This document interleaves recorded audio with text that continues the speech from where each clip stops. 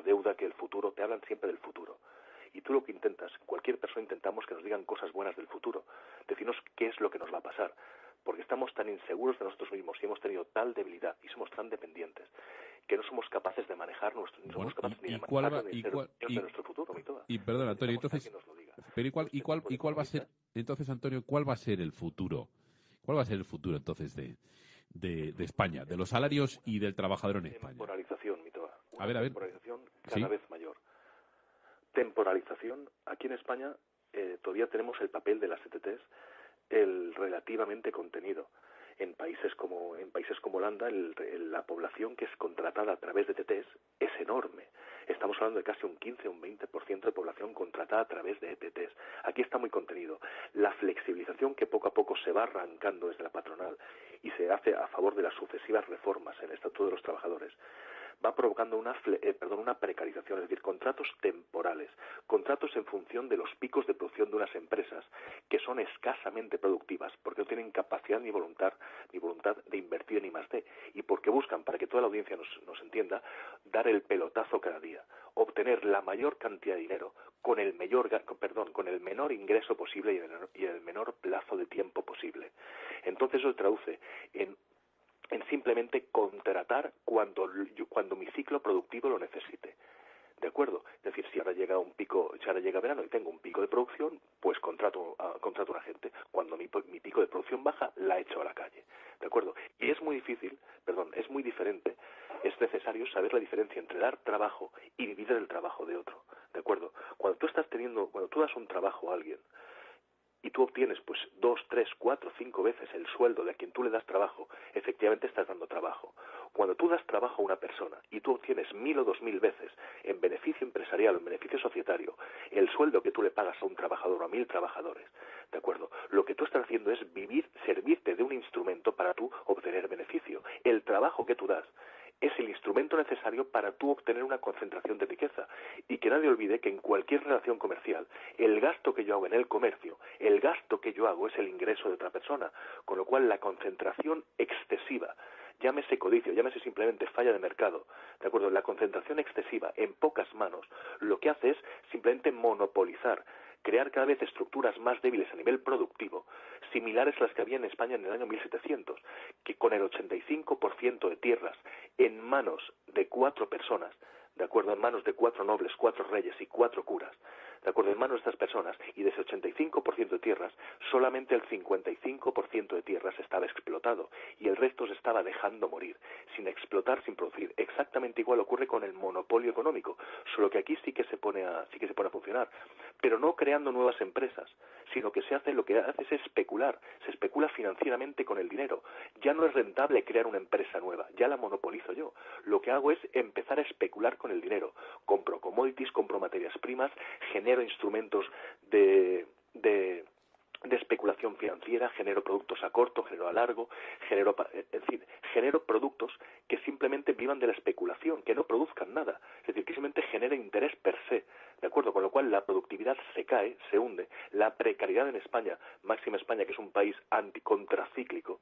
¿Qué significa contracíclico? Contracíclico significa que España, cuando existe épocas recesivas, cuando entramos en crisis, en épocas de baja producción, en España la productividad aumenta.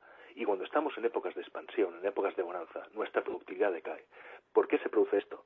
Se produce porque nosotros, es decir, las empresas españolas, su producción está basada en métodos arcaicos, en métodos escasamente productivos, faltos de eficiencia, no se invierte en I+D, y lo que se produce cosas de muy poco valor. Con lo cual significa que cuando hay épocas de bonanza, contrato a mucha gente, y lo que hago es simplemente producir cosas de escaso valor, pretendiendo venderlas cuanto antes y llevar mucho dinero, ¿de acuerdo? Es decir, contrato a gente que necesita muy poco valor de capital humano, es decir, muy poca formación. Y cuando hay épocas recesivas, toda esa gente me sobra, porque igual estoy produciendo balones de playa. Los echo a todos, me quedo con 4 personas y efectivamente la productividad sube, pero no porque produzca mejores balones, sino porque la ratio costes-outputs se ajusta más, porque tengo menos plantilla, pero nuestra capacidad productiva, lo que nosotros estamos produciendo en la economía española es una economía que sigue estando completamente subdesarrollada. Bueno, esto para aquel que no lo entienda, deberías luego entonces de aclararnos. Habría que dejar este concepto de realmente lo que al final significa la diferencia, ¿no?, entre lo que se está llevando, en este caso, un empresario, que habría que decirlo, que se lleva 1.200 veces más que el sueldo de un trabajador, ¿no? Él gana 1.200 veces más que ese sueldo de ese trabajador, o 1.400 veces más. Explicar exactamente por qué eso es un abuso. Realmente un abuso sobre el trabajador, sobre la sociedad, ¿vale? Porque hay mucha gente que dice, bueno, pues si yo soy un empresario, soy afortunado y vendo un producto, ¿no?, porque hago un producto que la gente lo desea y lo compra, ¿por qué no voy a poder yo ganar todo lo que me dé la gana por encima de lo que gana el trabajador? Eso quizás lo deberías de explicar un poco más para aquella gente que todavía no entiende ese concepto, ¿eh? Y luego habría que decir, si ya estamos hablando de precarización, estamos hablando de que, bueno, de que vamos a esto, vamos a no tenemos tejido industrial, es decir, sabiendo de dónde viene todo esto, que viene básicamente de las negociaciones que se hicieron a través de ese partido socialista, que viene, bueno, ya te digo, hemos hecho un programa el lunes que colgaremos ya mismito esta misma noche en la web sobre el 23F y por qué ese punto negro en nuestra historia es tan importante para entender la tutela de España. Bueno, entendiendo que España es un país tutelado, que tiene su posición ya negociada desde hace décadas, pero mucho antes incluso de que se fuese Franco, ya la tenía negociada en Europa y en el mundo, y entendiendo entonces que ya desde el principio se nos ha dado un papel de perdedores y aquí las oligarquías han aceptado ese papel de perdedores y de ser los últimos del tren de cola, ¿no?, en el vagón de cola del tren, bueno, pues entendiendo eso ya habría que decirle a la gente si esto, ¿no?, se puede cambiar o no. Explícanos primero, Antonio, eso. ¿Por qué un empresario, vamos a llamarle, por ejemplo, Díaz Ferrat, que ha ganado 1.000 y pico veces más que sus empleados, por qué es malo o por qué sería mala o por qué ese concepto nos está hablando de abuso realmente y demasiada concentración en este sentido de dinero en vez de sencillamente un empresario productivo y que crea un producto de consumo que a la gente le gusta y que es un tío de éxito? En primer lugar, porque existe un paradigma, existe una realidad, que es que todo aquello que se puede mesurar se puede conocer, y todo aquello que se puede conocer se puede cambiar. La mesura a la hora de decir, bueno, pues yo voy a montar una empresa en una zona X. Esta empresa va a producir, va a generar riqueza, ¿de acuerdo? La riqueza, bien porque sea eficientemente productiva, bien por la optimización, bien por la patente del producto. Y vuelvo a incidir, España, el manejo de patente en España está completamente monopolizado, o en un oligopolio, si lo queréis tomar así. Es decir, España casi que tenemos que estar pagando hasta por respirar, ¿de acuerdo? A nivel comercial. Muy bien. Una vez que se instaura una empresa, esta empresa comienza a generar beneficio. El beneficio no se reparte de una forma proporcional a la contribución del capital humano. Es muy importante, es decir, la valoración del capital humano, ¿de acuerdo? El capital humano, existen mil formas de nombrarlo. Una de ellas que en el fondo no está necesariamente mal lanzada, definía el valor del capital humano como aquel número de personas con cero skill, es decir, sin ningún tipo de habilidad, que eran necesarias para cubrir un determinado perfil. Es decir, cuántas personas sin ningún tipo de conocimiento o habilidad perdón, son necesarias para cubrir, por ejemplo, el trabajo y las funciones de un aparejador. Perdón. Entonces, bueno, pues acorde a este tipo de capital humano, las empresas, y acorde a esta valoración, acorde a la contribución en la productividad o a las cadenas de valor o el producto final, el beneficio que se va llevando a la empresa, esta relación finaliza únicamente con el pago del salario, con lo cual las ganancias que va obteniendo no se van repartiendo de una forma proporcional o de una forma